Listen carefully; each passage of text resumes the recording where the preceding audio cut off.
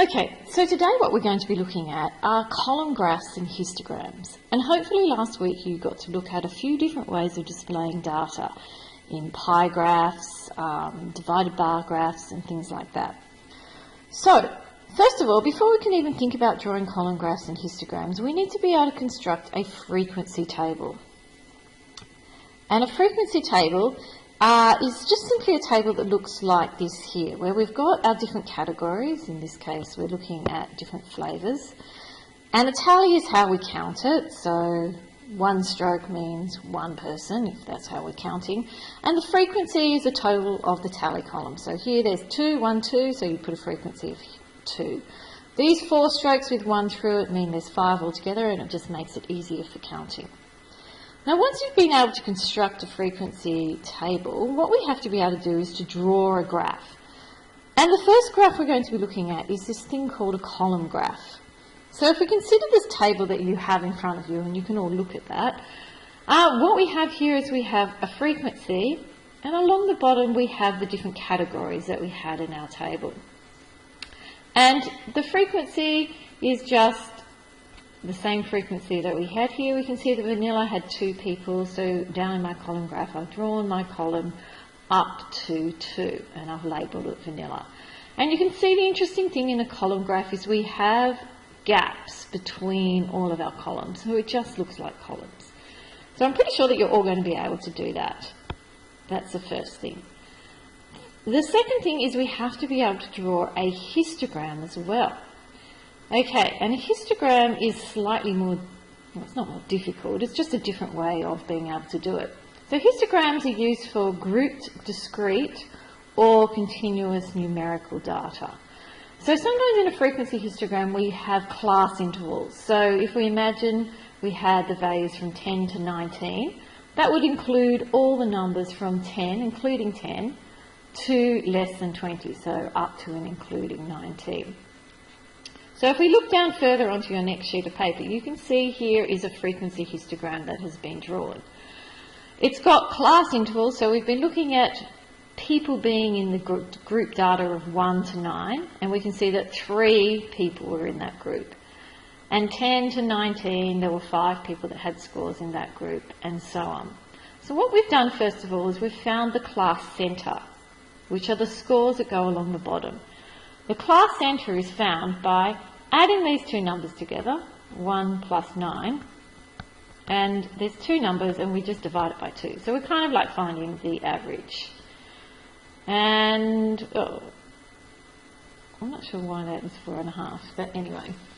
It's just saying what is the middle between those 2, which I would have actually said it was 5, but we will have a look and see about that at another time. So that's how the scores get put in there. And as you can see for a frequency histogram, there are no gaps. They're just all, just like a column graph, except they're all joined together.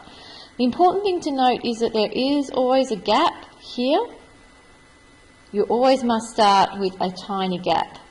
The other thing is your class centre, or whatever the score is, has to go in the middle of your columns. Okay, so I kind of like to think of them as them being 1 centimetre across, and 0.5 centimetre in is where you put your numbers. The other important bit of information that you need to know in order to do this work has to do with the way the data looks. So there's 3 things you need to be able to do. Can you see that if I was just to draw a curve like this over the top, my data is nice and smooth and symmetrical. So we call that this data is called symmetrical data.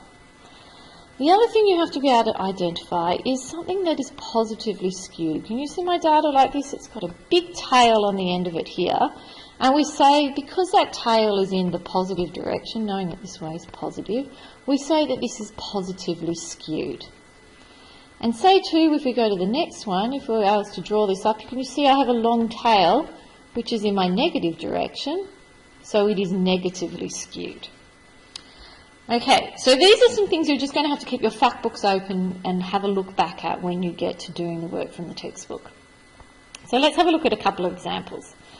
The first example is 20 people checking out of a hotel were surveyed on the level of service provided by hotel staff. The results were, and here are all of the results. So we go poor, average, good, and first class seem to be the three categories. So we're going to draw up a frequency histogram, or a frequency table, I should say. That's the first thing we're doing. So what I've done is I've just quickly drawn up a table. So I've got the service here, and I've got the four categories because they were poor, average, good, and first class.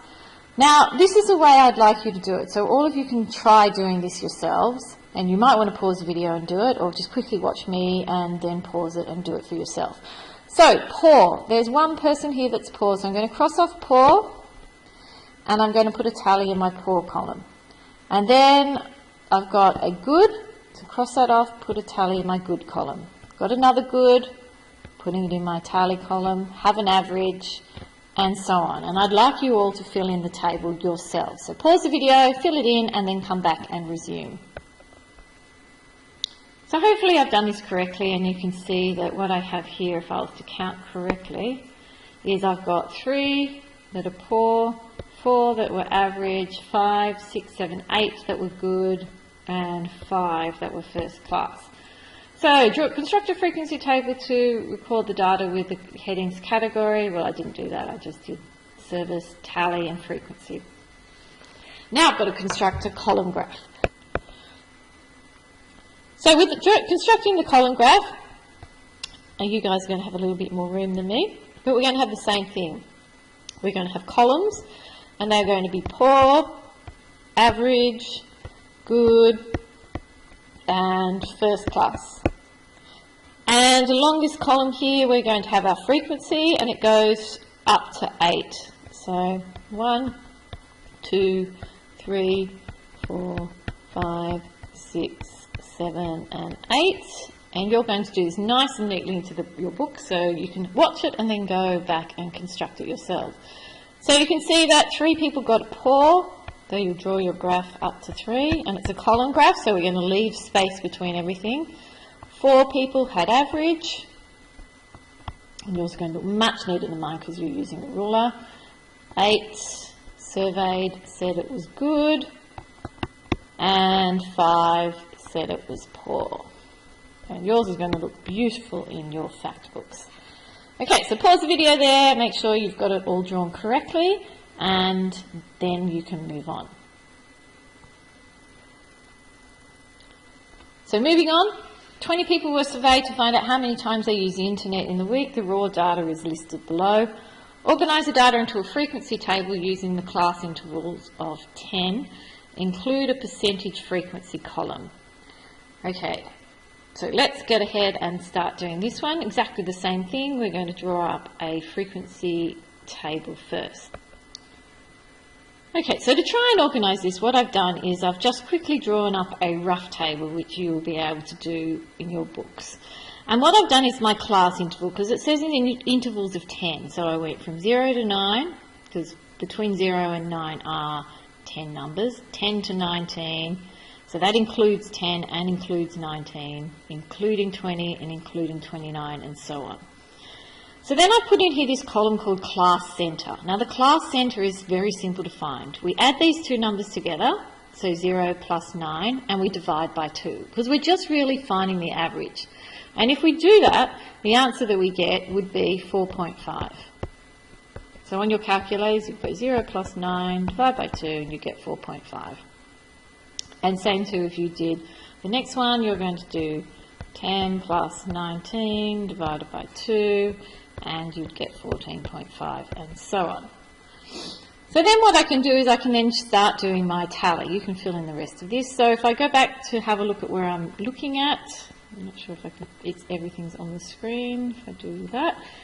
So let's have a look at it. I'm starting with 21. Where does 21 fall? Well, it falls in this column, so I'm going to put my tally there.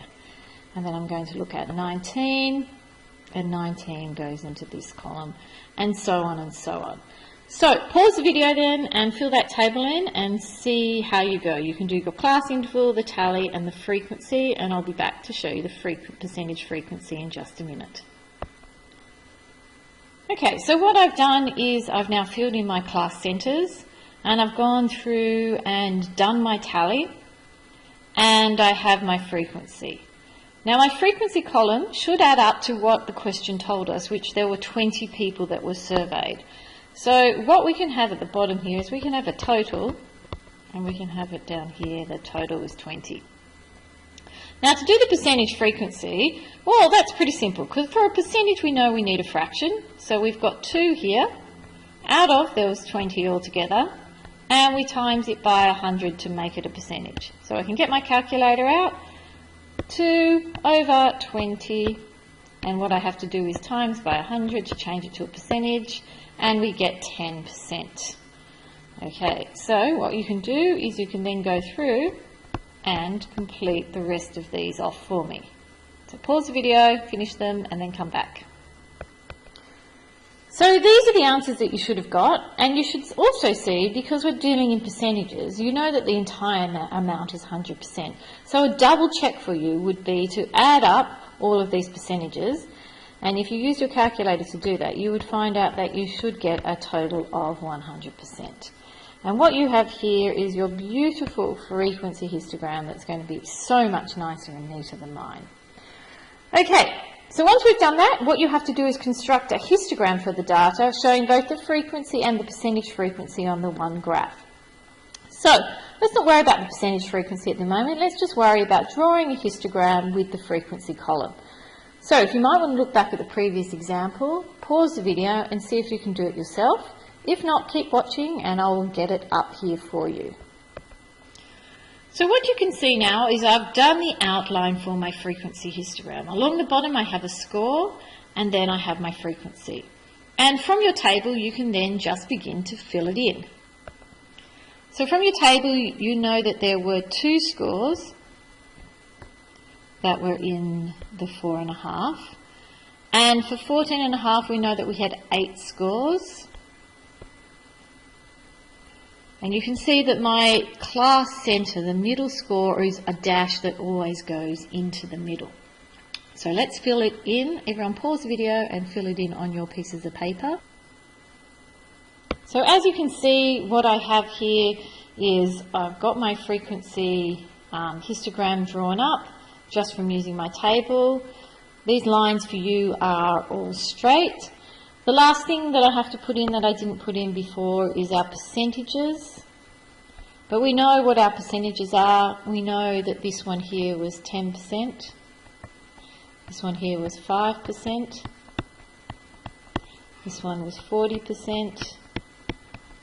And so on. We can fill them all in. I think this one was 25%, 25%, 20%. So this would be 15% even though there isn't one, 10 and 5. And that would be a nice even scale. Obviously on mine it's not going to be. Then once we've been able to do that, we can just simply answer some questions. Which interval is the most frequent? Well, you can see that. It's the interval of 14.5.